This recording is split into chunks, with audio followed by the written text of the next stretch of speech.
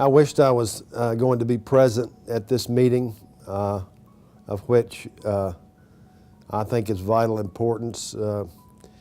First of all, I can't say enough about my partner Bill Coor, whom I've had a lifelong association. I always knew that I wanted to build golf courses, but one of the great things I've ever happened in my life to meet Bill and to work with him these past 30 years. Obviously, with particular fascination with us is the chance to do a course in Scotland, which is, I can't tell you how strongly that means to me personally. And I know it does to Bill too, because Bill had such a great affinity for Pinehurst, because that was the course that he visited frequently when he was young. Bill went to school at Wake Forest, and the Wake Forest team would play at Pinehurst, so he was, the deepest roots go to Donald Ross and his growing up at Royal Dornoch. And it also, from a personal aspect, I'm very proud to be an honorary member at Royal Dornoch. Royal Dornoch is certainly, it's one of basically the 6 oldest golf courses in the world. Obviously it was nature-made, but it was nurtured by some very important people, not the least of which was John Sutherland, who really nurtured Royal Dornoch. And also, what we like to say in America was Scotland's gift to America, who, in the personage of Donald Ross, who was a Dornoch native. Bill and I have studied his work, and what a profound landmark in golf course making that Donald Ross has left us. But he learned it at Dornoch under John Sutherland. We're a firm believer in the more land that you alter, the more artificial that it's going to look. That's very much a mantra of ours. So we have built our reputation on taking what we think are good pieces of land and doing little things to them. That's exactly what has been said for hundreds of years in the building of golf courses. So it forms the basis of our education, but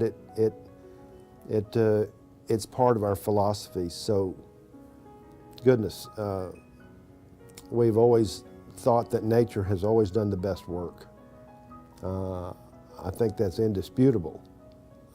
So we try to work with her. And it's our job to bring out the vital aspects of the Abel Smith property in the very quietest way that we can, knowing that it's beautiful land to begin with, and you want to treat it with utmost respect. Certainly brings up to my mind an individual in Mike Keiser, who we are very indebted to. He's a very, very unusual man who loves golf, number one, and very much a traditionalist. He believes in golf and believes in presenting golf to everyone who loves to play. He's built some spectacular courses and some beautiful spots. We've been very proud to have worked with him in Bandon Dunes and Sand Valley in Wisconsin, and Cabot Cliffs in Nova Scotia. And I think it's an interesting sidelight. There's a different dimension to how Mike Keiser thinks. Not only he's looking for some spectacular scenery to build golf courses on, and hopefully people can come and recreate, but the places in which he's picked have a social impact in the way that the surrounding property and the surrounding industries that house these places have an aspect of people have a different place to go work. So he has helped so many communities. I would appreciate it if you would watch and review this documentary that was aired on the Golf Channel recently about Mike Keiser. I think you'll get a good idea of the man.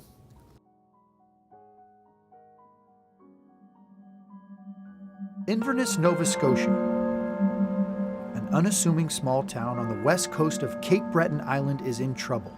Living in a town of 2,000 people, there's a period of adjustment which I think we've gone through as a town. For the most part, what I see every day is incredibly positive. And I don't think all of those same people would have been positive 3 years ago. The local townspeople needed and wanted to save their town and said if our town is ever to have a chance of success in the future, we need to have a golf course built there and we can't afford it, so let's find someone who can. And along comes Mike Keiser, whose affinity for pure golf could resurrect a community. I don't ever say we were given a golden egg. We have been given a basket of golden eggs. Yeah, the chance to do something for an area that has been a little depressed. If some of us can be a conduit for some positives, then that'll be unbelievable. Where Ben Crenshaw says unbelievable, others would go as far as calling the potential impact of Cabot Links a miracle. Some would say it's just a case of deja vu. Who is Mike Keiser? He's such a unique individual. There's almost a mysterious brilliance about Mike. Sometimes you have to wonder to yourself, did he mean for all this to happen? A self-made man, Keiser's money comes from the success of recycled paper greetings, a Chicago-based company he co-founded in 1971. Why recycled paper?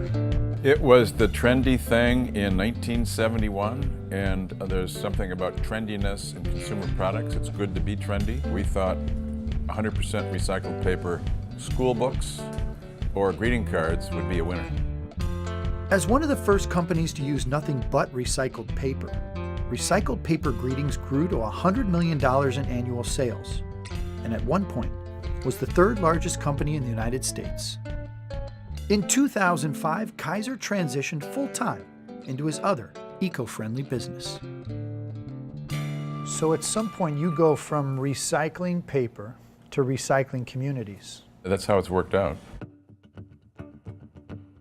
As a golf consumer, I learned over many trips to Scotland and Ireland that courses like Dornoch were a lot better golf course than my hometown of East Aurora. So I developed the belief that links golf would sell in America. And then it was about, let me find some sand-based land that could link the water to the town. Exactly. Looking for links land.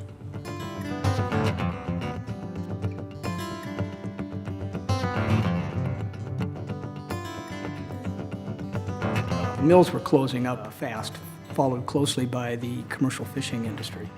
1996 or 97, an article was in the local paper. It said that Chicago businessman Mike Keiser was going to come out and build a golf course. My immediate reaction was, we already have a perfectly good 9-hole golf course, why would we want another one? I was looking on the east and west coast. A broker called me out of the blue, almost as if the property were calling, and said, I don't know if it makes any sense for golf, but it's 1,200 acres, it's a mile of ocean frontage, it's covered in Scottish broom and gorse, these big dune valleys. I don't know if that's any good for golf, but I thought I'd call you. So you could say it found me, and I offered them $2,000 an acre. They said yes. That was the easy part. The hard part was then having the courage to find an architect and then pour a lot of money into the first golf course venture. It was August 1991 when Keiser bought 1,200 acres for $2.4 million. People really questioned whether we could have success. There's been developers in the past that said they were going to do something big in Bandon, so the locals were kind of skeptical. This is a town out in the middle of nowhere. And when he built Bandon Dunes, everybody thought he was crazy. Building a golf course in Bandon, Oregon, population 2,500, 4.5 hours from Portland. 12 hours from San Francisco, made no sense to anyone that I knew, including me. I don't know what kind of magic he had in his pocket, but he has made this into an amazing resort. In 20 years, in a town of 2,500 people, Keiser built 5 courses and arguably the greatest pure golf destination in the world. It's not only just an incredibly beautiful spot, but there's a story behind it that goes far deeper. It has done worlds for this community, 750 direct employees with a huge ripple effect in an economically depressed area. So it's just a tremendous success story. Why would you start all over again in Inverness? They were going down, and this was their scheme to redevelop the town, to give it life. The first no's were all overcoming, how can this work? And I think Mike Keiser knew how it could work because he had the experience to have seen it work. Inevitably, it's just the human condition to, be skeptical. You're looking at a change in the community that in some ways they didn't ask for. I mean, they did want to have some kind of industry come in, but it wanted to be something that maybe they felt was more inclusive to everyone. And a golf course isn't inclusive to everyone except as employment. The reality of Cabot Links replacing the coal mine is the main industry. You have a period of non-existent growth in the town of Inverness. That is a lot of change for a community of 2,000 people. There are challenges to these changes. They'll be dealt with in time, and people will find that this is a better way to go. It was the townspeople who cannily decided the price for 200 acres on the ocean in our bedraggled town of Inverness should be $1. You bought the property you built Cabot Links on for $1. I bought the original site of Cabot Links for $1. That's what the province wants. A province of 900,000 people is all rooting for Cabot Links and Cabot Cliffs to bring tourism back to Nova Scotia. We can't thank Mike Keiser enough. I mean, when Bill told me a long time ago that we said, we've got a chance to build a second course here at Cabot, and I said, God, you've got to be kidding. The reality is we're building a second golf course. That'll sort of be the key, and then we'll see if we are that sled dog. I think we hope we can be. There's a golf story, and then there's a bigger story. There's a resurrection of a culture. This side of the island has developed into a destination. It was not too long ago that there wasn't much to attract people to this side of the island. With the golf course, we find that we're getting quite a bit of extra business. Isn't it amazing that it took a golf course or the talk of 2 golf courses to essentially pull back the curtain? You feel what it's like to almost be at the top of that wave as she's starting to crest. All these communities, looking out 10 years, will be rejuvenated, and best case it becomes the Cape Cod of Toronto and Montreal. This portfolio you're building, when do you stop? I like to say what a lot of ranchers have said for hundreds of years: I'm going to keep ranching until I run out of money. Some of our model as we rate courses, is this as good as Dornoch or Ballybunion or the Old Course? That's an attractive proposition, to take a chance and build something that people will be enjoying 500 years from now. I'm sorry I can't be there tonight, but I'm very